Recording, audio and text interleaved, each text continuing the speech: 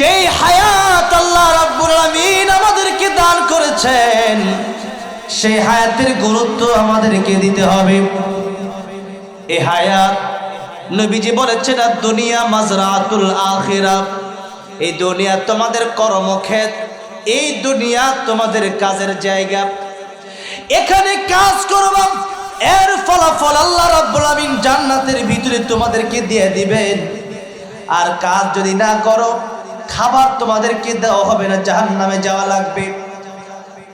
তাই আল্লাহ রাব্বুল আলামিন সূরা মুলকের 2 নম্বর আয়াতে ঘোষণা করে দিলেন, আল্লাযী খালাকাল মাউতা ওয়াল হায়াতা লিয়াবলুয়াকুম আইয়ুকুম আহসানু আমালা।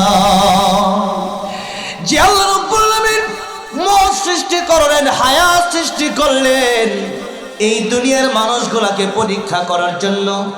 কে ভালো আমল করে আর কে মন্দ করে তা আল্লাহ দেখতে চান। ভালো আমল করবেন, জান্নাতে চলে যাবেন, ইন্নাল আবরারা লাফি নাঈম। আর মন্দ করবেন, ওয়া ইন্নাল ফুজ্জারা লাফি জাহিম, জাহান্নামের দিকে যাওয়া লাগবে। এই দুটা দলেই আল্লাহ রাব্বুল আলামিন কিয়ামতের ময়দানে মানুষকে ভাগ করে দিবেন।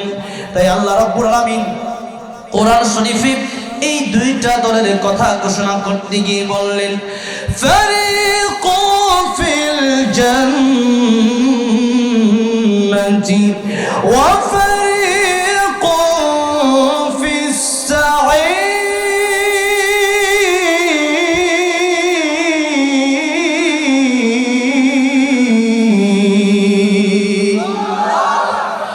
একটা দল হবে জান্নাতে, আরেকটা দল হবে জাহান্নামে।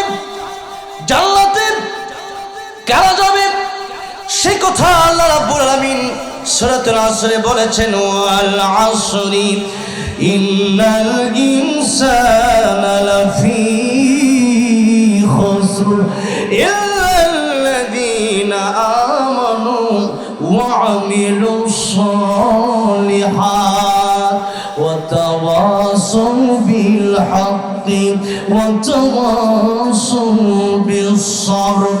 আল্লাহ সময়ের কসম কাটলেন, সময়ের কসম কেটে আল্লাহ রাব্বুল আলামিন সময়ের গুরুত্ব বোঝালেন। এরপর আল্লাহ বলছেন, ইন্না, নিশ্চয়, এই ইন্নাল ইনসানা লাফি খুসর। আল্লাহ বলছেন আল ইনসান, সমস্ত মানুষ তারা খুসর, ক্ষতিগ্রস্তের ভিতরে আছে, ক্ষতির মধ্যে ডুবে আছে। আল্লাহ রাব্বুল আলামিন বলেন, এই 4 কাজ যারা করবে তারা ক্ষতিগ্রস্ত হবে না। ইল্লাল্লাযীনা আমানু, আল্লাহ বললেন যারা ঈমান আনবে, ওয়া আমিলুস সালিহাত, এই যে সৎ কাজ ভালো কাজ যারা করবে, ওয়া তাওয়াসাউ বিল হাক্কি, এই সৎ কাজের দাওয়াত দিবে। তার মানে খায়রুকুম মান তাআল্লামাল কুরআনা ওয়া আল্লামা। এটা কোরআন শরীফ শিখলেই হবে না, এটা অপরকে শেখানোর দরকার আছে না নাই? এই জন্য শ্রেষ্ঠ জায়গা হইল মাদ্রাসা, শ্রেষ্ঠ জায়গা হইল এই মাহফিল। কারণ নবীজি বলেছেন, কোরআন যারা শিখে আর যারা কোরআন শিখায়, এদের চেয়ে ভালো মানুষ পৃথিবীতে আর কেউ নাই। এটাকে আমি বললাম না, নবীজি বলছেন। নবীজি বলছেন, যেই নবী জীবনে একটা মিথ্যা কথাও বলে নাই, যেই নবীর চরিত্রের সার্টিফিকেট আমার আল্লাহ রাব্বুল আলামিন দিতে গিয়ে বলেছেন, ও ইন্নাকা লাআলা খালকিন আযীম।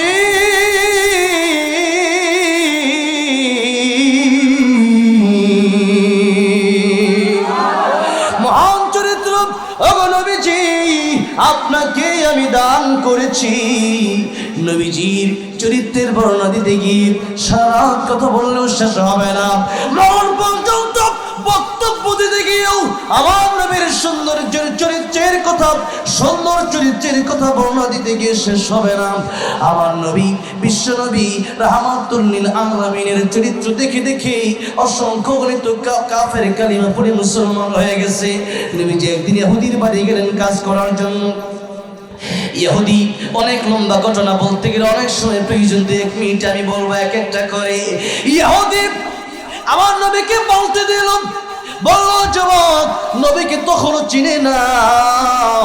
আমার নবীকে বালতি দিল, এই যে নাও বালতি, কুয়া থেকে পানি উঠাও আর আমার খেজুর বাগানে পানি দাও। নবী খেজুর বাগানে পানি দিয়ে 1 বালতি, 2 বালতি, 3 বালতি, 4 বালতি, 5 বালতি, কয়েক বালতি দেওয়ার পরে হঠাৎ রশি ছেড়ে বালতি পড়ে গেল কুয়ার ভিতরে। ইহুদি আয়েশা ডাক দিয়া বলল, কুয়ার ভিতরে বালতি ফালায় দিস।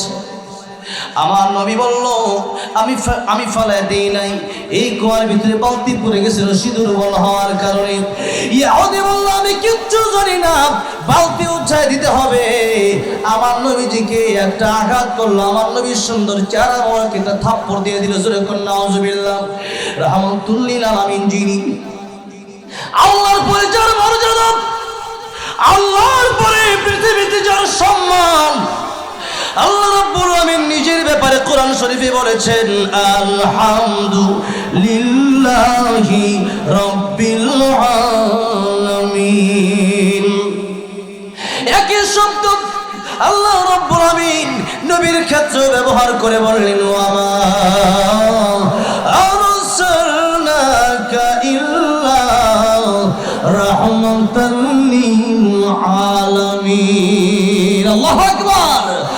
রাহমাতুল লিল আলামিন নবী কুরআনে প্রমাণ, আশিক বিনে কে বুঝিবে আমার দয়ার নবীর শান। খারাপ লাগতেছে? মানুষ অল্প, কিন্তু আওয়াজ কম দিলে কিন্তু হবে না। ইমানদারের আওয়াজ হয় না। বদরের মতো 313 জন ইমানদার যদি হয়ে যায়, এখন ইসলাম বিজয় হয়ে যাবে। ঠিক না ঠিক? সেরকম জোরে আওয়াজ দিতে হবে। ভালো লাগতেছে, খারাপ লাগতেছে, ভালো লাগে, তাহলে মাঝে মধ্যে আমার সাথে একটু গাইতে হবে। রাজি আছেন না নাই? রাজি আছেন সবাই? আরে বলেন না, রাহমাতুল লিল আলামিন নবী, রাহমাতুল লিল কুরআনে প্রমাণ,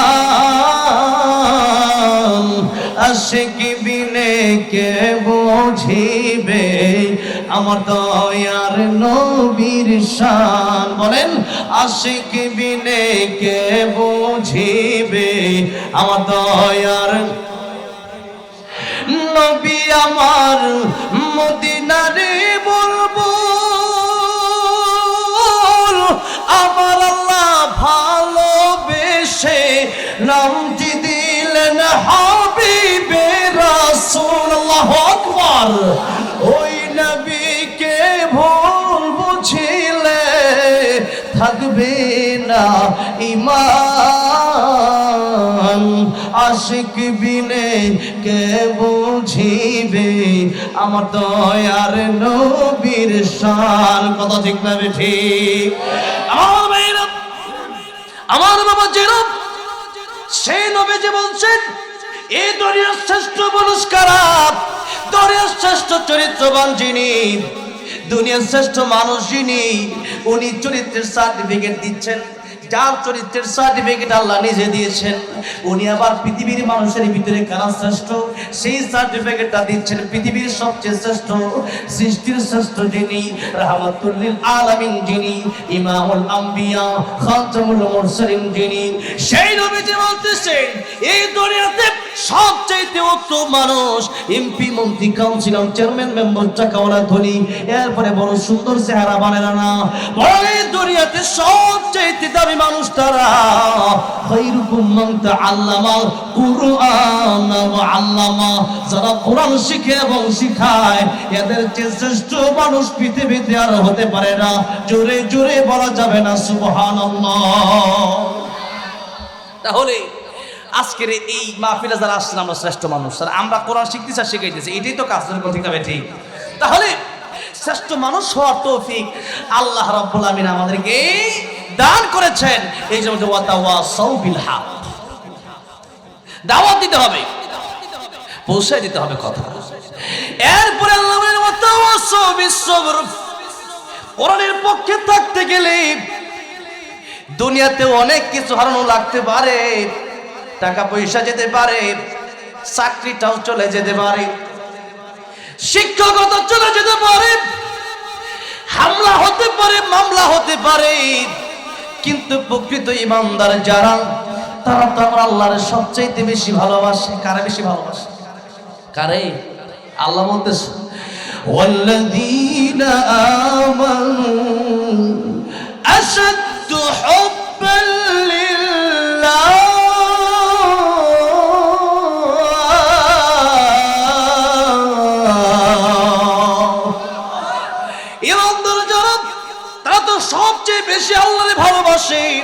ইব্রাহিম আলাইহিস সালামকে আগুনে ফেলে দেওয়া হবে। জিবরাইল আলাইহিস সালাম এসে বলেন, ও পয়গম্বর ইব্রাহিম, আমারে বলেন আগুন থেকে আমি জিবরাইল বাঁচাইয়া দিই। পয়গম্বর ইব্রাহিম ডেকে বলেন, তুমি কেন আমারে বাঁচাবা? আমার আল্লাহ কি অন্ধ? আমার আল্লাহ কি আমার দেখে না? আমার আল্লাহ কি অন্ধ হয়ে গেছে নাকি? আমার আল্লাহ যদি বাঁচাই বাঁচবো, নাইলে আগুনে পড়বো। আমার আল্লাহর খুশির জন্য, আমার আল্লাহর ভালোবাসার জন্য আমি ইব্রাহিম একবার দুইবার না, আমি ইব্রাহিম 1000 বার আগুনের ভিতরে জ্বলতে রাজি আছি। জোরে জোরে বলা যাবে না সুবহানাল্লাহ? আগুনে ফেলে দেওয়া হচ্ছে। পয়গম্বর ইব্রাহিমকে আল্লাহ ডাক দিয়ে বললেন, ইয়া নারু কুনি বারুদান ওয়া সালামান আলা ইব্রাহিম। আল্লাহ বলেন, ও আগুন, তুমি আমার ইব্রাহিমের জন্য আরামদায়ক হয়ে যাও। ইব্রাহিম আলাইহিস সালাম পৃথিবীর মানুষদেরকে জানালেন, 40 দিন আগুনের ভিতরে আমি ছিলাম। 40টা দিন এত আরাম পেলাম, এত শান্তি পেলাম, পৃথিবীর কোন জায়গায় এত আরাম, এত শান্তি আমি খুঁজে পাই নাই। আল্লাহু আকবার। যে নামে ইব্রাহিমের আগুন হলো পানি, ডাকার মতো ডাকলিয়া যৌ সাড়া দেবেন তিনি রে মন, সাড়া দেবেন তিনি। সে আল্লাহ আজও আছে না নাই? ইব্রাহিম আলাইহিস সালাম যে আল্লাহকে ডেকে আগুনকে ফুলের বাগিচা বানাতে পারলেন, সেই আল্লাহ আজও আছে না নাই? সে আল্লাহ আজও আছে, কিন্তু আমাদের ইমানের পাওয়ার বড় দুর্বল হয়ে গেছে। ইমানের পাওয়ার নাই, আমরা চাইতে জানি না, কেমনে চাইতে হয় তা আমরা জানি না। শুধু খাই, গোশ খাই, এরপরে আল্লাহর কাছেও চাই, মাজারে গিয়েও চাই, আল্লাহর কাছেও চাই। এই চাওয়া কি হবে? ইয়াকা না'বুদু ইয়াকা না'বুদু ওয়া ইয়াকা নাস্তাঈন।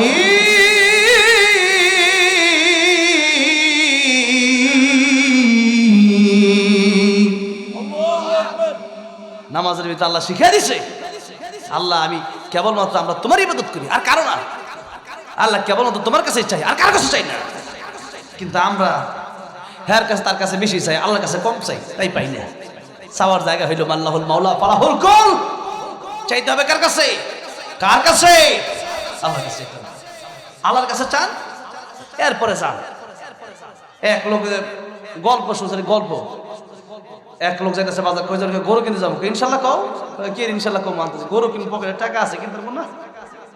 এরপরে একটু পরে দেখা আবার বাজারতে আইতেছে, কি গরু কই? গরু কিনতে পারি না ইনশাল্লাহ। কিসে? কটা ছিল পকেটে ইনশাল্লাহ। গরু কিনতেও গেছিলাম ইনশাল্লাহ। ইনশাল্লাহ সুবহানাল্লাহ, আলহামদুলিল্লাহ, নাউজুবিল্লাহ কিন্তু বুঝে না। কইছে একবার জাহান্নামে যাবো, সুবহানাল্লাহ। কি টানের ছোট সুবহানাল্লাহ কইছে, বুঝেন নাই? এখন পরে কিসে? টেয়া পকেটে ছিল আবার ইনশাল্লাহ।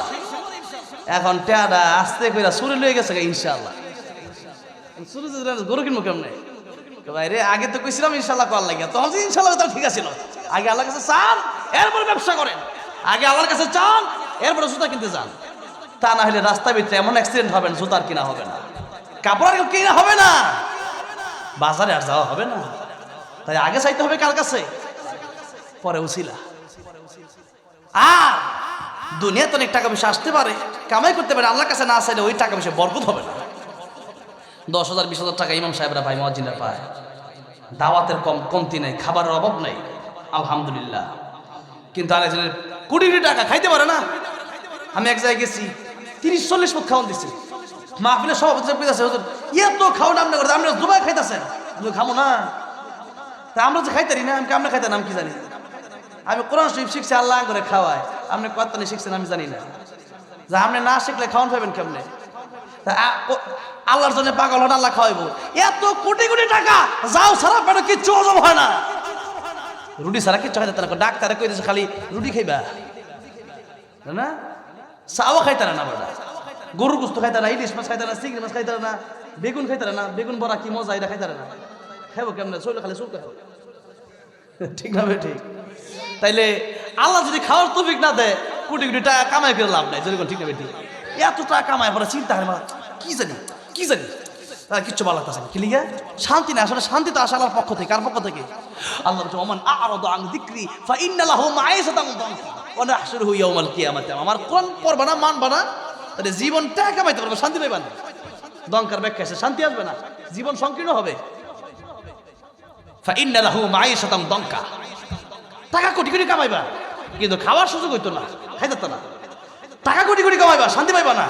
এই এনে হামলা করে, এই মারবার লেগে, এই হেরে এনে মামলা, খালি ঝামেলার ঝামেলা, শান্তি নাই। আর আল্লাহ মামুন হক জেলা লইয়া যা, তাও আসে। রফিক মাদানের জেলা লইয়া তাও খুশি, সাইদি সাহেবের জেলা হ্যাঁ খুশি। কেন? দেও জিরা আমলটা করো, মনের ভিতরে শান্তি আছে। কথা কয় না খেলি, মনের শান্তি কি টাকা দিয়ে কিনা পাওয়া যায়? যারা দান করছে এরা যে কি শান্তি পাইছে দান কইরা, যারা দান করে না এই শান্তি এরা পাবে না। যে ব্যক্তি তাহাজ্জুদ পড়া শান্তি পায়, আর যে তাহাজ্জুদ পড়ে না, হ্যাঁ বুঝবো না কি? রমজান মাসে তারাবি পড়াই, আগে তো 1 মসজিদে পড়াই, তখন 10 মসজিদে পড়া লাগে। কথাটা বুঝছেন? এবার কাতারে পড়াইতে পারি ইনশাল্লাহ। তো আমি তারাবি পড়াই, মানে 2-3 দিন পড়াই আর কি, এক জায়গায় গিয়া। তো হাফেজ কারিয়া পড়াই নিয়ে গিয়া পড়াই, তারাবি পড়িয়া মুসলিমের দিয়ে খালি কোনো রম জায়গা। আর যারা হাফেজ সাহেব তারাবি পড়ায়, এদের যে শান্তিটা, এই শান্তি অন্য মুসলিমরা পায় না। হাফেজ সাহেব আছে, এরা বুঝে যেরকম, ঠিক না? বেঠিক। হাফেজ সাহেব কেনা কেনা আছে, তারাবি পড়ায় কেনা? এই যে এই সাহেব, এই কয়েকজন শুধু বুঝতেছে আমি যে কষ্ট করতেছি, যেরকম, ঠিক না? বেঠিক। কেন? যে হাফেজ সাহেব সারাদিন কষ্ট করে কোরআন শরীফ একটা পারাটা একবারে কঠিন ভাবে খালি পড়তে থাকে, পড়তে ছোটস্থ করে নামাজে যায়। নামাজটা শেষ হলে হাফেজ সাহেব যে খুশি হয়, এই খুশি আর কেউ হইতে পারে না, যেরকম, ঠিক না? বেঠিক। কারণ ইমামের কষ্টটা বেশি। কোরআন তেলাওয়াত যে ব্যক্তি করে তার ভিতরে যে শান্তি, যে করে না তার ভিতরে শান্তি নাই। আমি নামাজ যে ব্যক্তি ফজর পইরা শান্তি পায়, যে ঘুমায় হ্যাঁ 10টা বাজে উঠে হ্যাঁ অশান্তি লাগে। এমনি মাঝে মধ্যে আমার যে কাজ হয় না বেশি, এরকম না, বছরে মানে মাঝে মধ্যে কাজ হয়ে যায়, কেমন তো আমি যাই না, 4টা বাজে ঘুমাইছে, হুট করে দিই কাজার নামাজটার টাইম গেছে গা, তখন তো একটা অশান্তি, সারা দিনটাই অশান্তি। আর যদি তাহাজ্জুদ পড়ি এই দিন এমনি ভালো লাগে। এই যে ভালো এমনি ভালো লাগে, আসলে এমনি না, আসলে ভালো লাগে মানে আল্লাহ তৈরি করে দিয়েছে ভালো লাগে। ঈদের দিন যেদিন আসে, এই দিন কি মানে সূর্য 5টা উঠে নাকি না? একটাই উঠে। কিন্তু এরপরেও ঈদের আগের দিন দেখবেন এমনি ভালো লাগে, ঠিক না? ঈদ যে আসে, ঈদ মানে কি, মানে অন্য দিনের চেয়ে খাওয়ান কি 10 বালতি বেশি খাই নাকি আমরা? এমনি এখনো সময় খাবেন ওরকম ভালো লাগবে না, এখন মিষ্টি খাবেন এরকম ভালো লাগবে না, এখন পিঠা খাবেন এরকম। কিন্তু ঈদের সময় খাওয়াটা এটা মজা আলাদা, যেরকম, ঠিক না? ঠিক। কারণ ওই সময় আল্লাহ শান্তি দিতে, আল্লাহর পক্ষ থেকে শান্তি, আল্লাহর পক্ষ থেকে খুশি, ওই খুশির মজাই আলাদা। আল্লাহর প্রদত্ত খুশি আর টাকা দেয়া খুশি এটা এক হবে না, যেরকম, ঠিক না? ঠিক।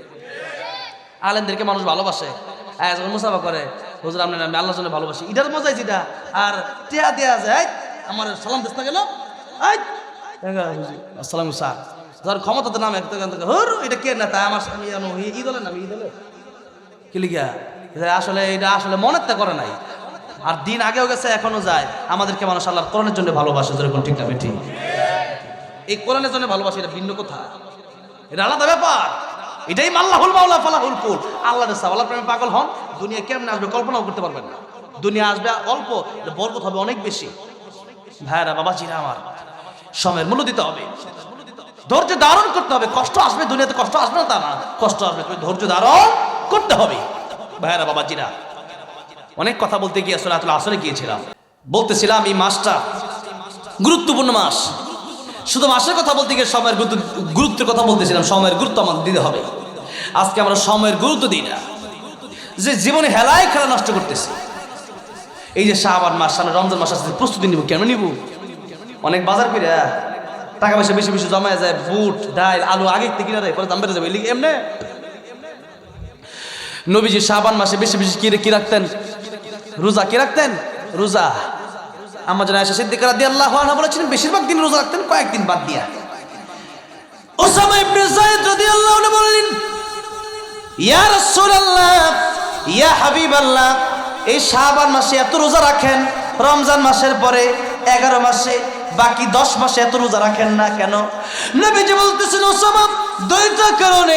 1 নাম্বার কারণ হলো এই মাসটা অবহেলিত। আগের মাস রজব মাস, এটা সম্মানিত মাস, আর পরের মাস রমজান মাস, এটা শ্রেষ্ঠ মাস, আর শাবান মাসকে মানুষ অবহেলা করে কাটায় বেশিরভাগ মানুষ।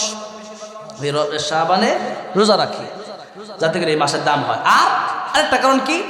আরেকটা কারণ হচ্ছে এই শাবান মাসে আল্লাহর দরবারে মানুষের আমলনামা পেশ করা হয়। আল্লাহর দরবারে আমল পেশ করা হয়, তখন আল্লাহ ডায়েরি খুলে দেখে কোন বান্দা ভালো করছে, কোন বান্দা মন্দ করছে। এখন এই মাসে যদি আমি রোজা রাখি, আমি রোজাদার অবস্থায় যেন আমার আমল আল্লাহর দরবারে উঠানো হয়। নবীজি শিক্ষা দিয়ে গেলেন যে শাবান মাসেও তোমরা কি করো? রোজা রাখো। তাই শাবান মাসেও রোজা আমরা রাখবো। কমপক্ষে সোমবার বৃহস্পতিবার রাখেন, নবীজি সাপ্তাহিকটা রাখেন, এবং মাসিক যে 13, 14, 15 নবী রাখতেন ওইটা রাখেন, তাহলে একটু রোজা এই মাসে বেশি হবে। তাই এই শাবান মাসের গুরুত্ব অত্যন্ত বেশি। শাবান মাসেও যেন আমরা রোজা রাখি। তাহলে শাবান মাসের 1 নম্বর কথা হচ্ছে আমরা রোজা রাখবো। 2 নম্বর কথা হচ্ছে আমরা শাবান মাস যেহেতু আসছে, আমরা তওবা করবো। কি করবো? তাওবা। আল্লাহর জীবনে গুনাহ করবো না, এটা আল্লাহর হকের সাথে আল্লাহ সম্পৃক্ত। আর বান্দার হক মেরা থাকলে বান্দার হক বান্দাকে ফিরিয়ে দেওয়া। বান্দা না মাফ করলে আল্লাহ মাফ করবে না। তাহলে তওবা কেন করবেন? যেহেতু শাবান মাসে বান্দার আমলনামা আল্লাহর দরবারে পেশ করা হয়, তাহলে আমার আমলনামাটা যেন তওবা অবস্থায় পেশ করা হয়। আত্তাইবু মিনাদ যামবি কামাল্লা যামবালা। তওবাকারীর অবস্থা কেমন?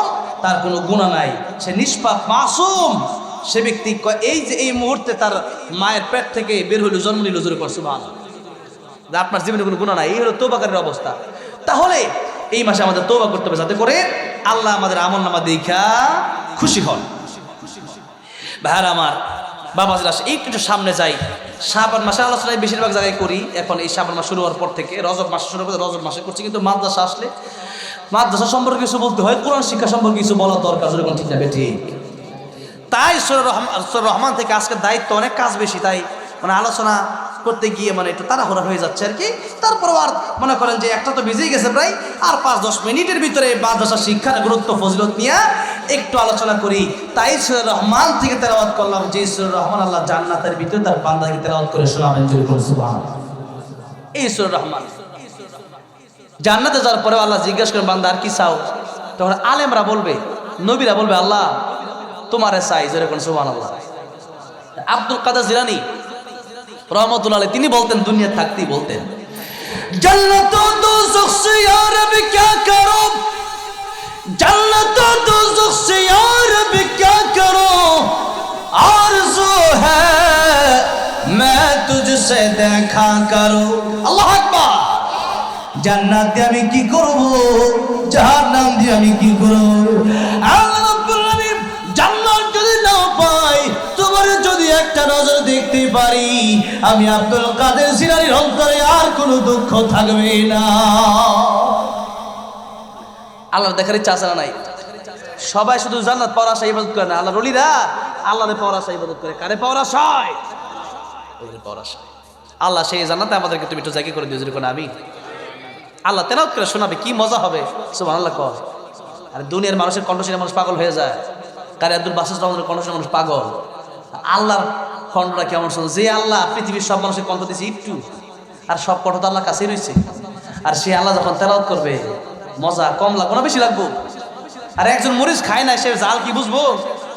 রসগোল্লা খাইছে না, সে বুঝবো রসগোল্লা কি মজা না মিষ্টি না তিতা? তো রসগোল্লা খুব মজা, এবার জীবনে খাইছে না। দিল্লির লাড্ডু খুব মজা, দিল্লিকে লাড্ডু যে খায় হায় ও পস্তায়, যে না খায় ও বিপস্ত হয় হায়। কথা আছে না একটা? যে খাইছে, যে খায় না, দিল্লি লাড্ডুটা জানি কেমন, আর যে খাইছে খায় দিল্লি লাড্ডু, এই লাড্ডু আমাদের দেশে মিষ্টির মতোই লাগে, এটা খাইবার লাগে না। যাই হোক, দুনিয়ার একটা এক্সাম্পল দিলাম। তো যাই এটা মরিচ, এটা অনেক জাল। তো জীবনে মরিচ খাইছে না, এরা যে কোনো অনেক জাল। জাল কি? জাল কি মানে? এদিকে আসো, একটু মুখ দিয়ে একটা সাবান দাও, জাল এটাই জাল। এটা কি? এটা কি জাল? খায় বুঝছো নি জাল? হ বুঝছি, কথা কেউ না, এটা জাল।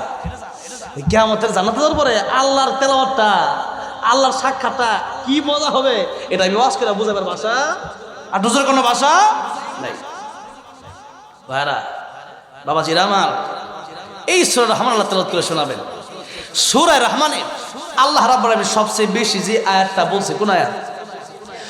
ফাবিআই আলাই রাব্বিকুমা তুকাযযিবান।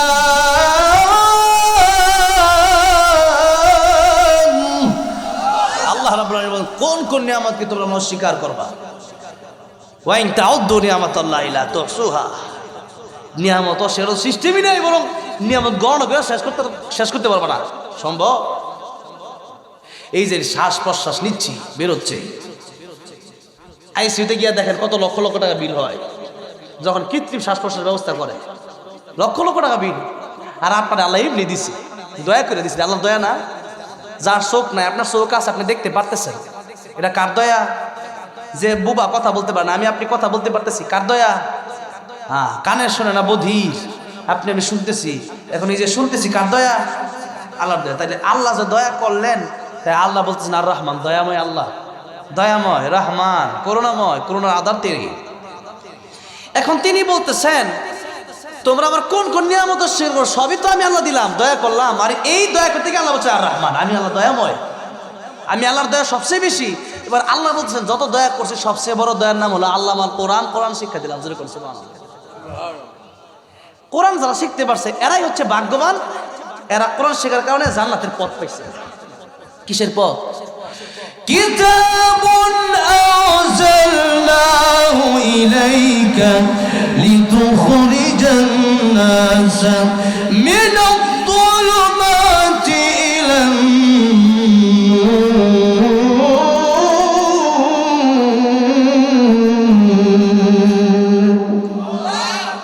এই কিতাব আমি আল্লাহ নাযিল করেছি মানুষকে জাহান্নামের পথ থেকে বাঁচায়া জান্নাতে যাওয়ার রাস্তা এই কোরআন। আল্লাহ বলতেছেন তাহলে জাহান্নাম থেকে বেঁচে জান্নাতে যাওয়ার জন্য একটাই পথ ছিল কোরআন শিক্ষা করা। সেটা কি শিক্ষা করা? বলেন কি শিক্ষা করা? কোরআন শিক্ষা করা। আল্লাহ বলতেছেন জান্নাতে গেলে তুমি সফল কাম, এছাড়া তুমি সফল না। আল্লাহ বলতেছেন ফামান যুহজিহা আনিন নার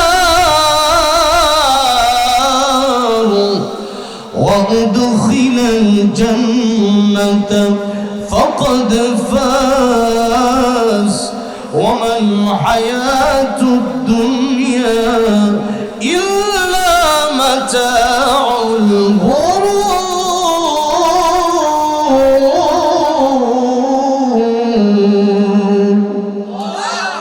আল্লাহ বলতেছে যদি জান্নাতে যেতে পারো, জাহান্নাম থেকে বাঁচতে পারো, তুমি সফল কাম। এটাই সফলতা, এটাই সফলতা। আর দুনিয়ার সফলতার ব্যর্থতা, এটা ধোঁকা। নবীজি বলতেছেন দুনিয়া তোমার তিনটা ভাই রয়েছে, এক নম্বর ধন সম্পদ, দুই নম্বর আত্মীয় স্বজন, তিন নম্বর নেক আমল। মরার সাথে সাথে ধন সম্পদ আলাদা হয়ে যাবে, কাপড়ের কোনো পকেট নাই। এনে পকেট আছে না নাই? এটা আছে। এই যে কাপড়টা হয় আমি পকেট দিবার খুশি না, পকেট আছে না নাই? আছে। কাপড়ও আছে, কেন নাই? টাকা পয়সার দরকার নাই, নেক আমল দরকার। ঠিক না বেটি? এখানে দেখা যায় না, কিন্তু কবরে যাওয়ার সাথে সাথে নেক আমল আপনি দেখতে পারবেন। নবী বলতেছে তোমার এই যে টাকা পয়সা মরবা সাথে সাথে গড়ি, মোবাইল, এই যা করি এটাও লয়ে যাবো, এটা বাগাবাগি চলবো, যা তুমি দেখ আমি নিব, আমি পাও না। এটা জমি নিবার লাগিয়া মারামারি করে বাপের লাশও দাফন করে না, এমন নজির আছে না? এই সম্পদের লাগে পাগল হয়ে গেছে। সুদ ঘুষ খাইছেন আপনি, মায়ের খাবেন আপনার, হ্যাঁ মজা করে ফালতু চালাইবেন আপনি ফুটে অবস্থা দেখছেন। তাইলে এটা হলে কারাকারি করবে। কবরে কিন্তু প্রতিদিন যাইব না, এই বছরে একদিন আইসে পরে যাইব। বাপের কবর যাই আল্লাহ, আপনি মরবেন কয়দিন পরে 40 করে মেনছে 8 ডিসেম্বর আছে, লোকটা মরছে, দাওয়াত কই? আল্লাহ চিন্তা করেন অবস্থা। দাওয়াতের লেগে পাগল হয়ে গেছে। দোয়া করবে, আব্বা মরছে, এক কথা কোরআন শরীফ আমি পড়তেছি, বলেন ফোন দিয়ে সূরা ইখলাস 3বার পড়ছি, সূরা আল নাস পড়ছি, দুরূদ শরীফ পড়ছি, এগুলো কেন? দাওয়াত কই? এমন লোক দেশে, এমন অদম আছে দেশ, না ফরমান কোথাকার। এক লোক মারা গেছে, তার ইবাদত না, দাওয়াত কই? লোকটা মারা গেছে, গরুর গোশত, আবার গোশত তুললে মারামারি চলে। আমি গোশত কম পেয়েছি গেলি, কত বড় না ফরমান। এবার মরছে, তুমি না তারা দেখা তুমি শিক্ষা গ্রহণ করবা। এই লোকটা আজকে মারা গেছে, কালকে তো আমার চেয়ে বয়স কম ছিল, আমার বয়স তার চেয়ে বেশি, এরপর আমি মরলাম না, আমার তো মরণ যে কোনো সময় চলে আসতে পারে। ঠিক না? ঠিক বলে। কার মরণ কোন দিন আসবে জানা নাই, কারো জানা নাই।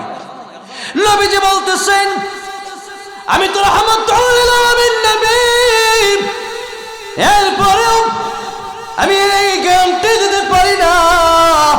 নামাজের পরে ডান দিকে সালাম ফিরায়া বাম দিকে সালাম ফিরাতে পারবো, এই গ্যারান্টি আমি নবীও তোমাদেরকে দিতে পারি না।